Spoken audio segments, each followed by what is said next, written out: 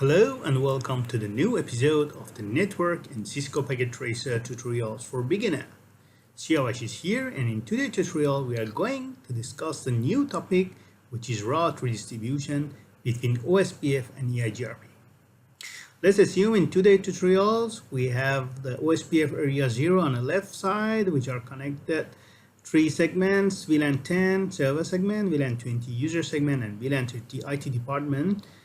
And this multi-layer switch acts as a gateway for all these 3 segments connected to the router 0 connected to the multi-layer switch 1, which acts as a gateway for VLAN 110, 120, and 130 on the right side, which we are going to run the EIGRP routing on the right side. Redistribution allows us to have a communication between 2 different routing protocols. So let's begin the configuration. Let's start with this server 0. We go to the desktop, assign the IP address 192.168.10.10/24, and the gateway is 10.1, which is the switch. And at the moment you are quite familiar to all this configuration if you follow our tutorials. PC is 192.168.20.10 and /24, 192.168.20.1 act as a gateway.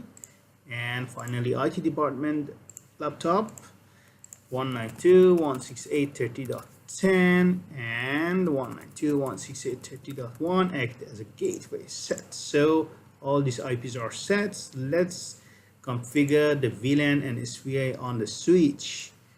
So connect on the multi-layer switch, CLI, enable the switch, go to global config and start to configure the VLAN. VLAN 10, name server, VLAN 20, name user, and finally VLAN 30, name IT. So let's take a close look on the configuration. Enable global config and define the VLAN 10, VLAN 20, and VLAN 30 on a switch. After that, let's create the SVI. So interface VLAN 10. IP address is 192.168.10.1/24, 255.255.255.0. Use the up arrow key, it's easier and faster in the real work. And we assign the IP address for VLAN 20, 20.1, and finally for VLAN 30, which is interfaces up, and we assign the IP address on that. So let's take a look. So interface VLAN 10, SVI, IP address is assigned. Interface VLAN 20, VLAN 30, all the IPs are ready to go. So let's take a look at do show IP interface brief. Since we are in a global config, we use the do. So VLANs are down because we didn't assign the VLAN to these interfaces. So let's take a look at the configuration here. FA01 connected here, FA0/5 is connected to user segment, and FA0/10 is connected to IT segment. Let's assign. So go to global config, then to interface, sub interface mode, interface FA0/1, switch port access VLAN 10. Okay, you can hard code if you want, switch port mode access. Okay, and spanning tree port fast. So you know why we enabled the spanning tree port fast, because we want to immediately bring up the interface and avoid the transition. So let's go to the other interface, which is FA0/5.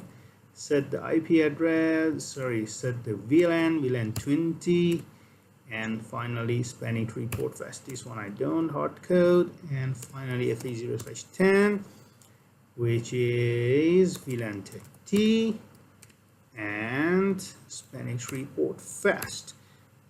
Finally, to show IP interface brief, all the VLANs interface must be up and running as we expected. VLAN 10 up and running, VLAN 20 up and running, VLAN 30. Okay, let's enable the IP routing as well, because as you know, by default the Cisco router multi-layer Cisco switches, IP routing is not enabled by default. So we need to configure this interface, which is already down. We go to interface gig 0/1, no switch port. We want to use a routed mode interface, and so we assign the IP address, which is 10.0.1.1/24. Okay, 10.0.1. Okay, and since the interface on the router is down, this interface is not coming up yet. So at this moment, by configuring the VLAN and SVI, we know that we have a full communication between these segments. Let's test. Go to the IT department laptop, IP config. First of all, ping our gateway 192.168.30.1, successful. Let's ping 192.168.10.10, which is a server in a server segment. After the first broadcast, ARP learned the IP address and MAC address, and finally we have a reply from our server segment.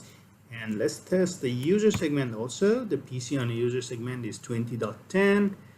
First broadcast for ARP, LAN, and we have a full communication on this area between these segments. Now let's go to router 0, configure the OSPF for the router and for these segments. We go to the CLI, enable, go to global config, interface G0/0, which is connected back to the multi-layer switch 0. No shot, IP address is 10.0.1.2/24, and do show IP interface brief. Okay, it looks like the interface is up and running here. And let's do ping 10.0.1.1, and we have a ping and full connectivity between our router and multi-layer switch. Okay, so let's do the routing OSPF here, router OSPF1, and we have enabled network and advertisement on 10.0.1.0 network 000.255 area 0. That's only single line. So router OSPF1, and we advertise the network and enable OSPF on network 10.0.1.0/24. So at the moment we don't have anything here, because if I show IP route, I only have the connected interface. Let's configure the OSPF on a multi-layer switch. Here we go. So first of all, go to global config, router OSPF1. We have a network of 10.0.1.0/24. We're using a wildcard mask and for area 0. And let's use 192.168.0.0. Okay, let me press enter, easy for you to see that. Okay, already the neighbor relationship is came up. We have adjacent router, so we have a network 192.168.0.0.255 area 0. So let's take a closer look at the configuration. Router OSPF1, enable and advertise the network on 10.0.1.0/24, and we run the network command for all the segment which we have SVI. On this switch, show IP route only have a connected interfaces because he already knows about all these segments. UT is on the router 0. Now we have a full network relationship in OSPF. If we show IP route, we have to learn all the OSPF routes which is correct. So this router know how to reach 192.168.10.0, 20.0, and 30.0 via the switch, core switch we have that side.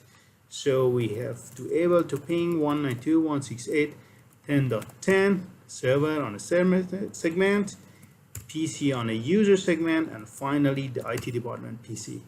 If we go on a laptop on IT, now we have to able to ping 10.1, 10.0.1.2, which is our router, and we can go out. But still we cannot reach to the other side, which is EIGRP side. So let's configure the EIGRP and continue redistribution. We go to the server one. Let's move this here. Do it fast. 192.168.110.10/24, 192.168.110.1, which is gateway SVI on this switch. PC1. Here we go. Go to desktop, IP configuration 192.168.120.10. 192.168.120.1. 192.168.120.1.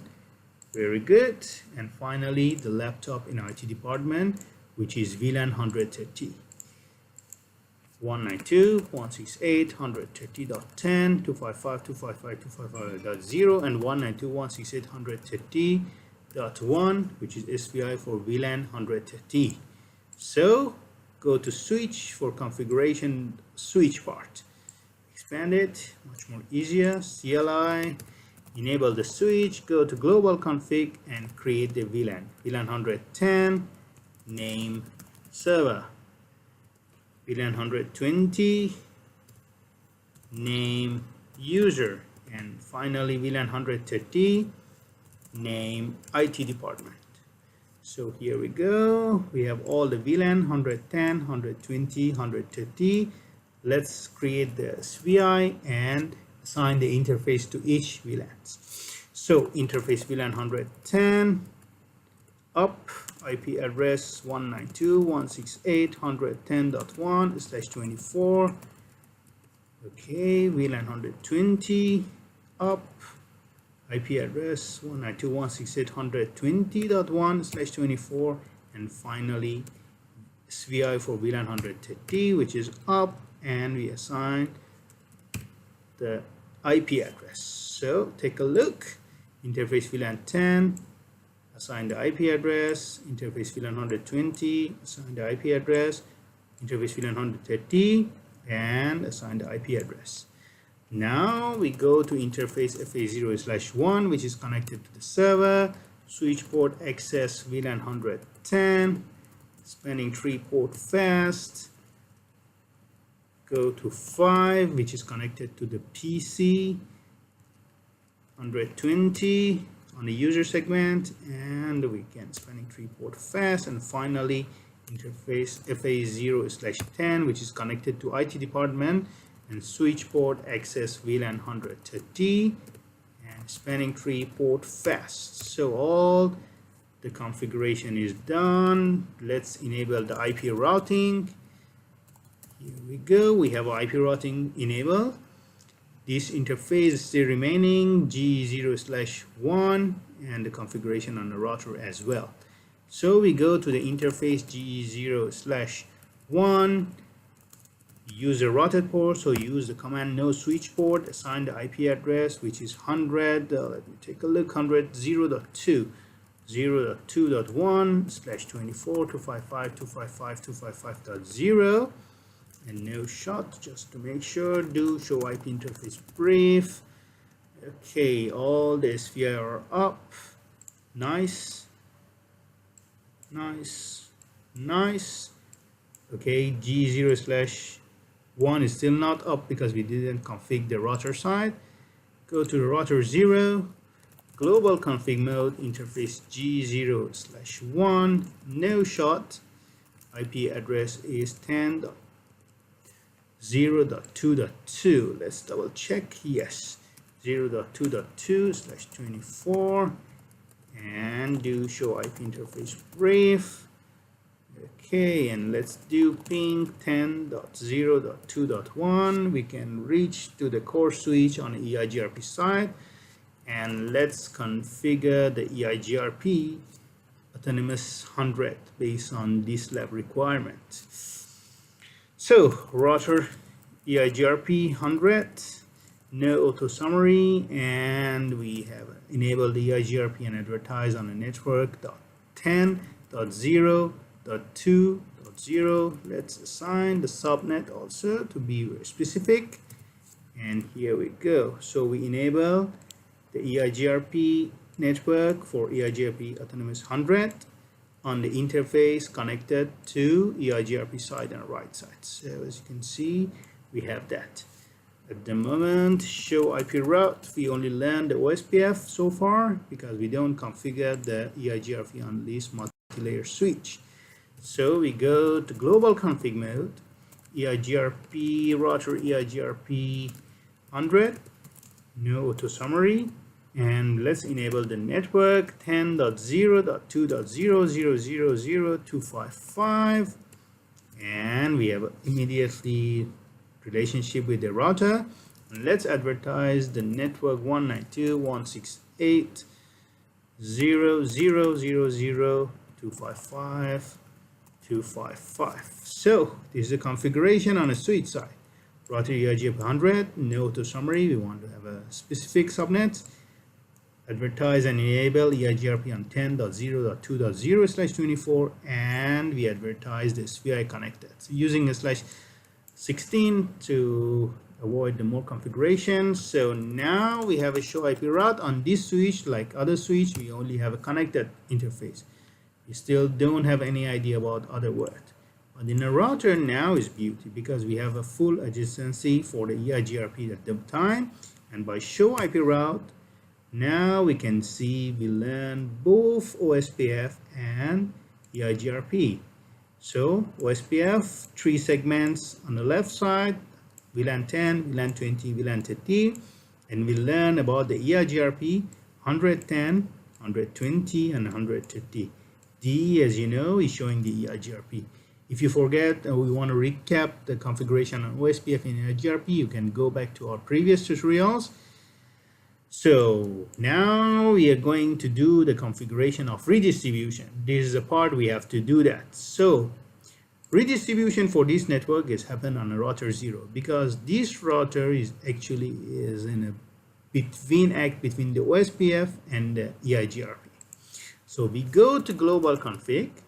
To redistribute EIGRP into OSPF, we have to go to the OSPF routing. So router OSPF 1, and the command is redistribution. Let's use the question mark and see what option we have.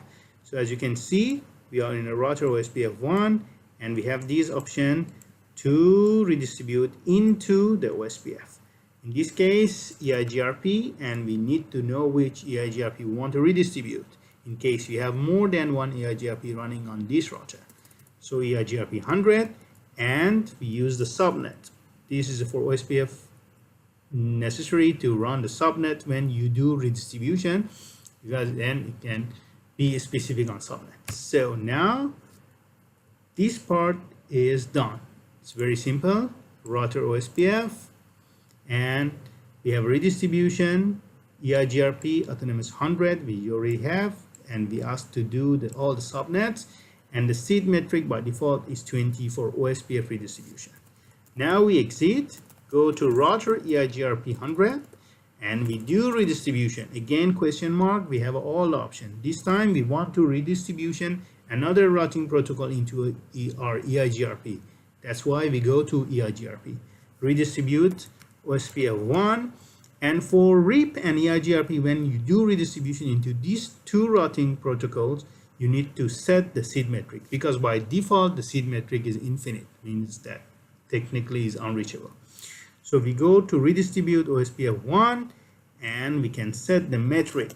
So metric first one. Now since we redistribute another routing protocol in EIGRP, we need to follow the EIGRP metric.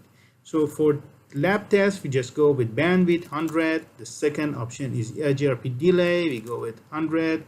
As you can see, we have all options. For reliability, we go 100, and finally for the bandwidth metric, we go 100, and MTU is also 100. We don't have any other things, so we can press enter. But before that, let's take a look. So now we in router EIGRP 100, we want to redistribute the OSPF 1, and here we go. Now we have a full redistribution.